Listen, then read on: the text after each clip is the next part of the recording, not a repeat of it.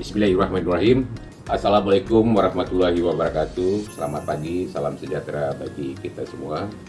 Pertama sekali, marilah kita mengucapkan puji syukur kehadirat Allah SWT atas rahmat, hidayah, rahmat kesehatan yang dilimpahkan kepada kita semua, sehingga kita mendapat nikmat sehat dan nikmat hidup.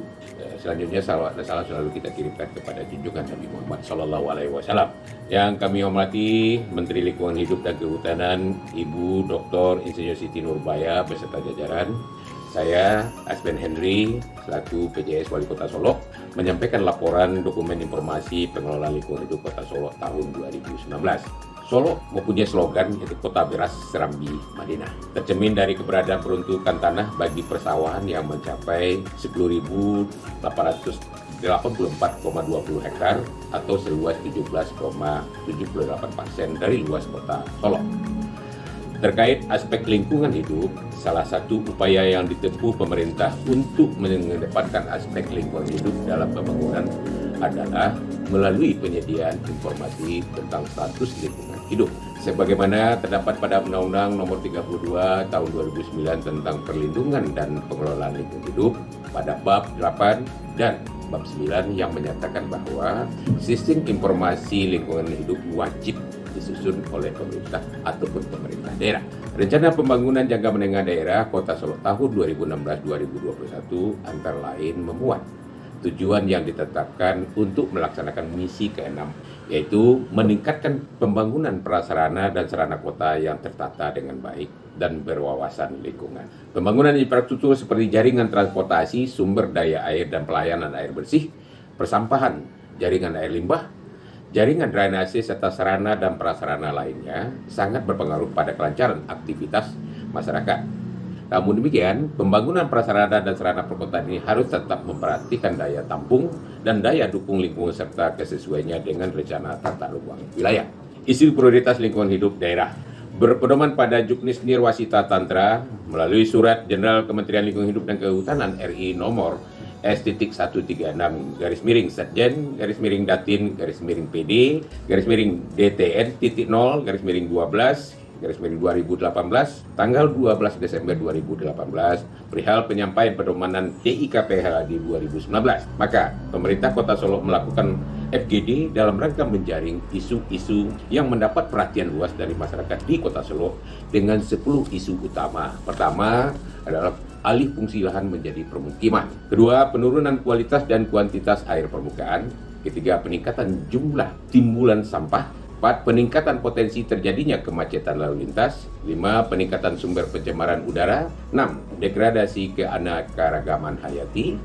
7. Penurunan kualitas dan kuantitas air tanah. 8. Peningkatan potensi daerah genangan air dan banjir. 9. Penurunan kemampuan lahan dalam menyediakan pangan, dan ke-10 penurunan luas tutupan hutan.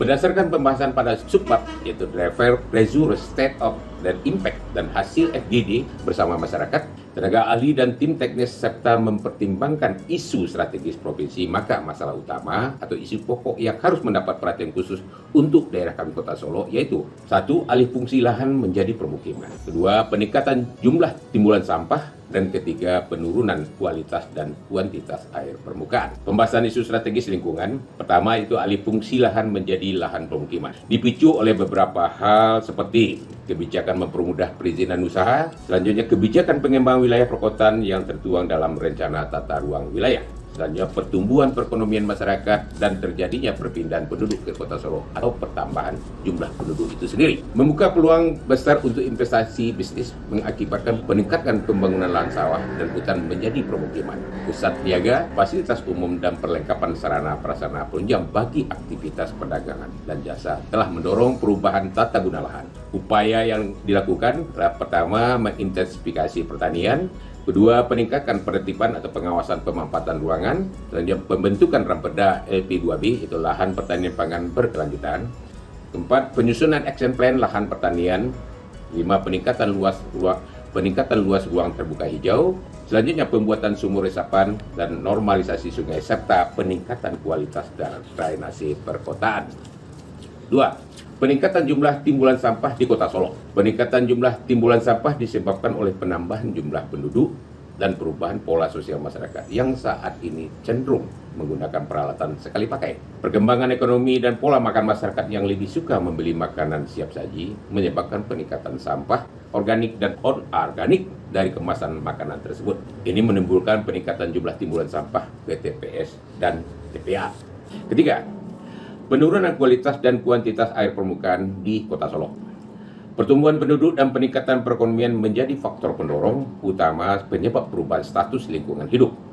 Kegiatan seperti pembukaan lahan, pematangan lahan, persiapan dan kegiatan lainnya dalam rangka persiapan bagi pemukiman dapat menyebabkan terjadinya erosi tanah yang masuk ke badan air, yang memberikan tekanan terhadap kondisi sumber air seperti perubahan kuantitas, yaitu debit, penangkalan permukaan air, sungai, dan lain-lainnya.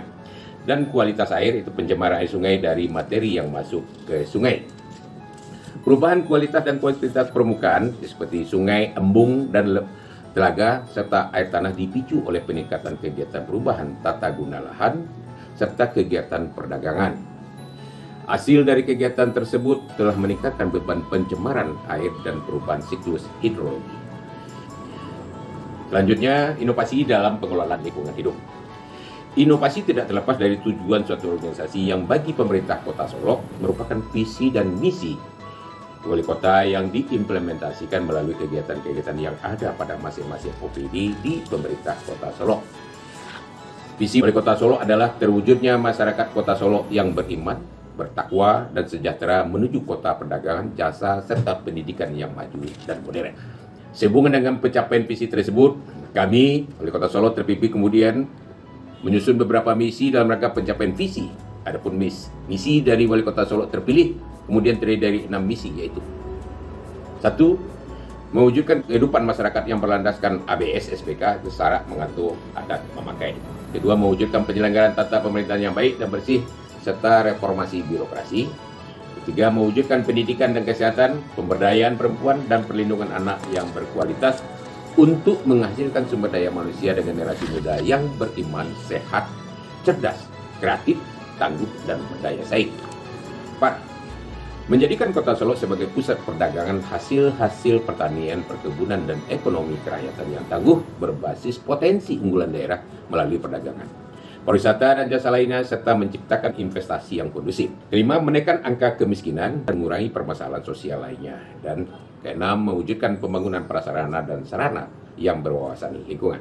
Dalam rangka pengimplementasian visi dan misi tersebut dan mitigasi terhadap isu-isu lingkungan yang ada di Kota Solo sebagai langkah meminimalkan faktor risiko terjadinya permasalahan lingkungan, maka dilakukan hal-hal sebagai berikut. Jumat bersih, Sabtu hijau, dan Minggu sehat. Kegiatan Jumat bersih, Sabtu hijau, Minggu sehat merupakan salah satu kegiatan yang sedang giat-giatnya dilaksanakan di Kota Solo, baik di lingkungan kerja maupun di lingkungan tempat tinggal. Kegiatan ini mengandung ajakan agar seluruh warga Kota Solo yang dimulai dari aparatur sipil negara melakukan kegiatan pembersihan lingkungan dan penghijauan di kawasan tempat tinggal. Ini adalah agar warga Kota Solo lebih peka dalam melakukan aksi peningkatan kualitas diri dan lingkungan. Bentuk pelaksanaan dari kegiatan Jumat bersih, Sabtu hijau, Minggu sehat tidak terlepas dari aksi pungut sampah, gotong royong bersama antara ASN dan masyarakat di kelurahan dan tempat tinggal masing-masing. Kegiatan lomba rukun warga bersih dan hijau. Bentuk dari kegiatan RW bersih hijau adalah perlombaan dalam penilaian pengelolaan sampah melalui upaya 3R dan penghijauan pada kawasan permukiman. Peserta lomba berasal dari utusan RW yang telah diusulkan oleh camat dari daerah yang bersangkutan.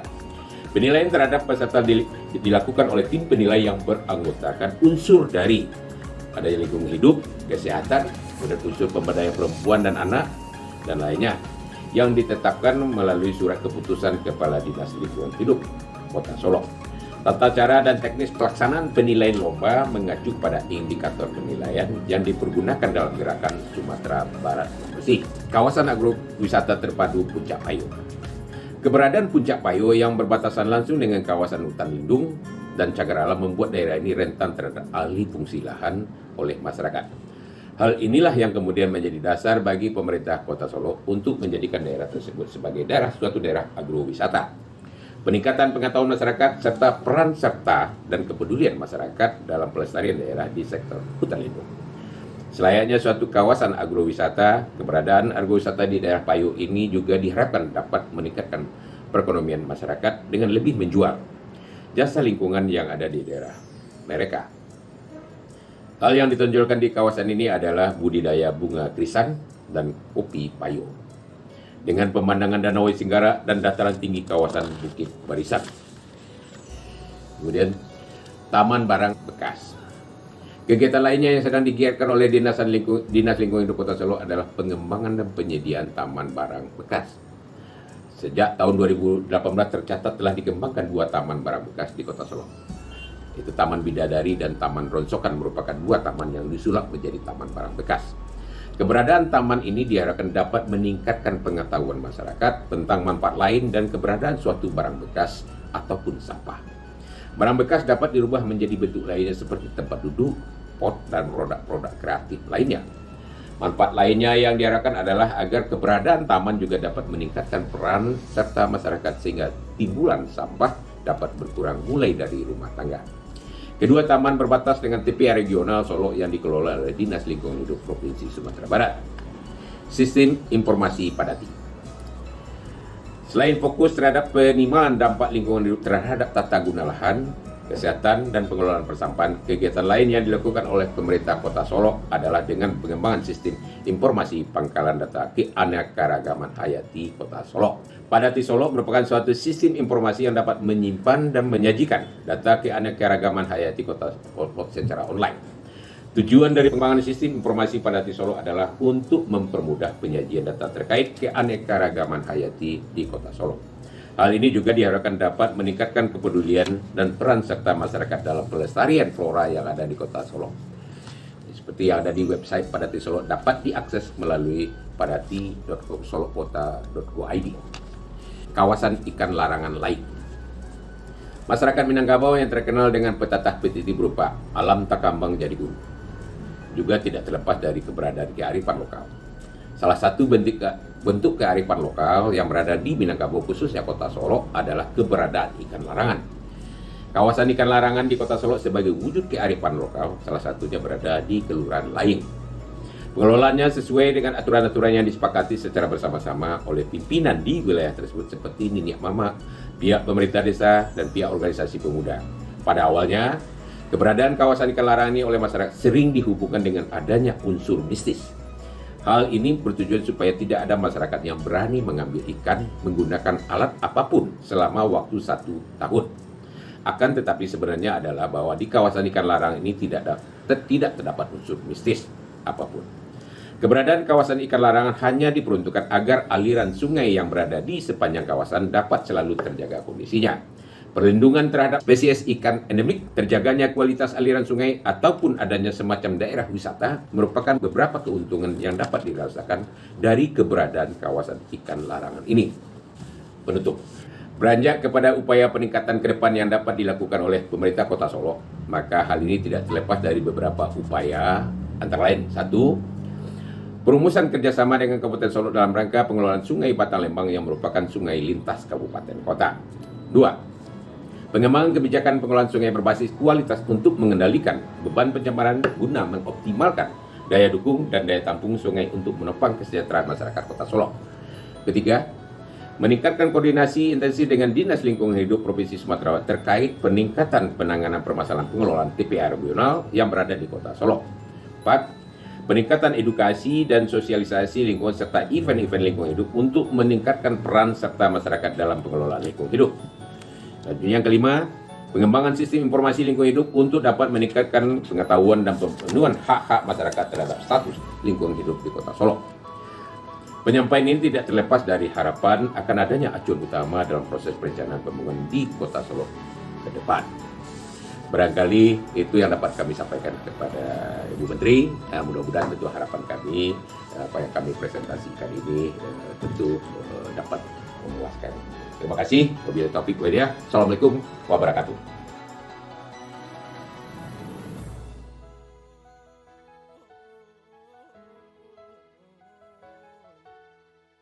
Assalamualaikum warahmatullahi wabarakatuh.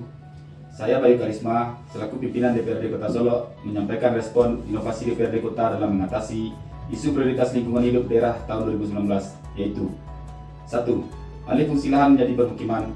2. Peningkatan jumlah timbulan sampah. Dan 3. Penurunan kualitas dan kuantitas air permukaan. Respon dan fungsi DPRD. 1. Fungsi legislasi yang diwujudkan dalam membentuk peraturan daerah bersama wali kota. 2. Fungsi anggaran yang diwujudkan dalam menyusun dan menetapkan APBD bersama pemerintah daerah. 3. Fungsi pengawasan yang diwujudkan dalam bentuk pengawasan terhadap pelaksanaan undang-undang, peraturan daerah, peraturan atau keputusan wali kota, dan kebijakan yang ditetapkan oleh pemerintah daerah. Terkait isu alih fungsi lahan menjadi lahan permukiman, respon dan inovasi DPRD adalah bersama pemerintah menyusun dan menetapkan peraturan penertiban atau pengawasan pemanfaatan ruang, pembentukan Raperda LP2B, serta dukungan dalam penetapan anggaran untuk program penyusunan action plan lahan pertanian, peningkatan luas ruang terbuka hijau, pembuatan sumur resapan, normalisasi sungai, dan peningkatan kualitas drainase perkotaan. Terkait isu peningkatan jumlah timbulan sampah di Kota Solo, respon dan inovasi DPRD adalah bersama pemerintah menyusun dan menetapkan kebijakan pengelolaan lingkungan hidup. Dinas Lingkungan Hidup telah menyusun 2 peraturan wali kota, yaitu Peraturan Wali Kota Nomor 42 Tahun 2017 tentang standar operasional prosedur Dinas Lingkungan Hidup dan Peraturan Wali Kota Nomor 25 Tahun 2018 tentang kebijakan dan strategi daerah dalam pengelolaan sampah rumah tangga dan sampah sejenis sampah rumah tangga periode 2018-2025. Tahun 2020 Dinas Lingkungan Hidup menyusun naskah akademis tentang rencana perlindungan dan pengelolaan lingkungan hidup atau RPPLH, serta dukungan anggaran dalam peningkatan sarana dan prasarana pengelolaan sampah, pendirian dan pengembangan bank sampah dan rumah kompos, pelaksanaan kelurahan dan OPD hijau, sosialisasi pengelolaan sampah rumah tangga, sosialisasi izin lingkungan hidup untuk pelaku usaha. Terkait isu penurunan kualitas dan kuantitas air permukaan di Kota Solo, DPRD mendukung dengan penyediaan anggaran sektor sanitasi, jaringan irigasi, larangan buang sampah ke sungai, pemantauan kualitas air secara kontinu, pembuatan ipal komunal, pemurnian air bersih menjadi air minum, sosialisasi penggunaan pupuk berimbang, percontohan pertanian organik, dan penyediaan tempat buang air besar skala rumah tangga dirasa tepat dalam rangka menjaga kualitas air sungai, anak sungai, embung atau cikdam. Dinas Kesehatan Kota Solo terjadi peningkatan ketersediaan tempat buang air besar skala rumah tangga sebesar 5.503 kepala keluarga setiap tahunnya. Jumlah fasilitas pada tahun 2019 secara terinci terdiri dari 179 unit fasilitas tempat buang air besar umum dan 14.566 unit fasilitas buang air besar skala sendiri. Terkait dengan penjaminan ketersediaan air khususnya bagi lahan pertanian, terlaksana pembangunan embung dari tahun 2017 sampai 2019 menjadi 15 unit. Bentuk dukungan DPRD dalam peningkatan anggaran dalam perlindungan dan pengelolaan lingkungan hidup adalah 1. Peningkatan kapasitas kelembagaan terbentuknya Dinas Lingkungan Hidup pada tahun 2017 diikuti UPTD Laboratorium Lingkungan pada tahun 2018. 2. Persetujuan penambahan sarana dan prasarana layanan pertapahan dan optimalisasi pertamanan. 3. Persetujuan penambahan pasukan kuning atau pegawai harian lepas untuk operasional persambahan dan pemeliharaan taman. 4. Persetujuan gaji pasukan kuning atau pegawai harian lepas dari 75.000 per hari menjadi 85.000 per hari. 5. Mendorong tersusunnya peraturan-peraturan yang berkaitan dengan peningkatan layanan terhadap masyarakat. 6. Mendorong program yang dapat meningkatkan partisipasi masyarakat terhadap pelestarian lingkungan hidup seperti lomba kelurahan bersih hijau, OPD bersih hijau, guru bersama masyarakat kelurahan, pelaksanaan program Adipura, Adiwiata, Kalpataru, dan Kampung Iklim. 7. Terkait penganggaran dalam pengelolaan lingkungan hidup selalu meningkat dari tahun 2017 sebesar 13,837 miliar, tahun 2018 sebesar 16,893 miliar, dan tahun 2019 sebesar 15,920 miliar. Bentuk pengawasan yang dilakukan oleh DPRD antara lain: 1. Penyampaian LKPJ oleh Wali Kota Solo. 2. Reses ke daerah pemilihan untuk menampung aspirasi masyarakat. 3. Menindaklanjuti laporan masyarakat langsung ke Wali Kota atau OPD terkait seperti layanan perizinan, persampahan, dan pertamanan. Demikianlah yang dapat saya sampaikan, dengan harapan semua program dan kegiatan prioritas ini berjalan secara berkelanjutan dengan tetap memperhatikan kelestarian lingkungan hidup. Wabillahi taufiq wal hidayah. Wassalamualaikum warahmatullahi wabarakatuh.